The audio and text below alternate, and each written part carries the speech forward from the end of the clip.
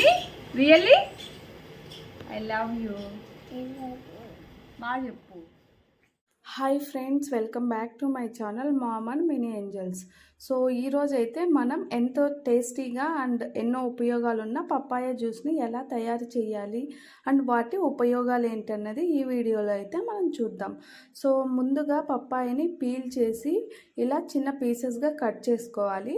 వాటిని ఒక మిక్సీ జార్లో వేసుకొని అలాగే టేస్ట్కి సరిపడు చక్కెర వేసి కొన్ని పాలు అయితే వేసుకొని మిక్సీ అన్నది పట్టుకుంటే మన జ్యూస్ అన్నది రెడీ అయిపోద్ది. సో ఆ తర్వాత సర్వింగ్ గ్లాస్లోకి అయితే సర్వ్ చేసుకుంటే సరిపోద్ది.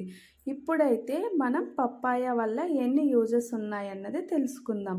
అది చెప్పబోయే ముందు మీలో ఎవరైతే నా ఛానల్ని ఫస్ట్ టైం చూస్తున్నారో ప్లీజ్ సబ్స్క్రైబ్ చేసి ఈ వీడియోని అయితే లైక్ చేయండి. సో ఇలాంటి వీడియోస్ మరెన్నో చేయడానికి నేను ప్రయత్నిస్తాను. ఇప్పుడైతే మనం పప్పాయ ఉపయోగాలు అన్నవి తెలుసుకుందాం. పప్పాయలో పపైన్ అనే ఎంజైమ్ ఎక్కువగా ఉంటుంది. అందువలన ఈ అజీర్ణతని తగ్గించడానికి అలాగే మలబద్ధకాన్ని తగ్గించడానికి అనేది ఇది చాలా ఉపయోగపడుతుంది. అలాగే వీటిలో హై ఫైబర్ అనేది కూడా ఉంటుంది. అందువలన ఎవరైతే బరువు తగ్గాలని ప్రయత్నిస్తుంటారో వారు అన్నది ఈ పప్పాయ తీసుకుంటే ఇది హెల్ప్ అవుతుంది. అలాగే రక్తంలో ఉన్న షుగర్ లెవెల్స్ని కూడా తగ్గిస్తుంది.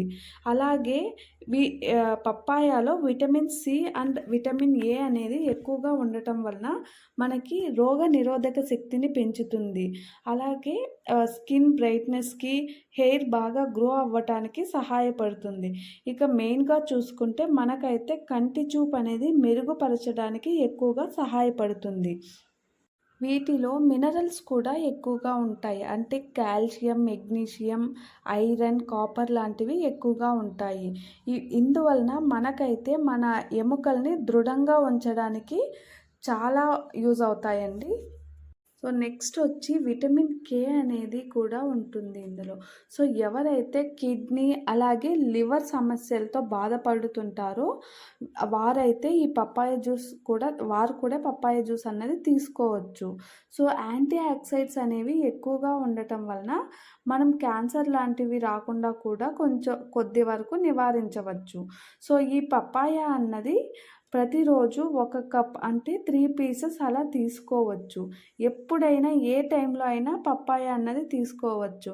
అయితే ఎవరైతే మలబద్ధకం అలాగే అజీర్ణతతో బాధపడుతుంటారో వాళ్ళైతే నైట్ టైంలో తీసుకోవడం చాలా మంచిది. సో ఇన్ని ఉపయోగాలు ఉన్న ఈ పప్పాయని మీరు కూడా డైలీ తీసుకోవడానికి ట్రై చేయండి. సో ఇప్పుడైతే మనం ఎవరు ఈ పప్పాయ తీసుకోకూడదో చూద్దాం.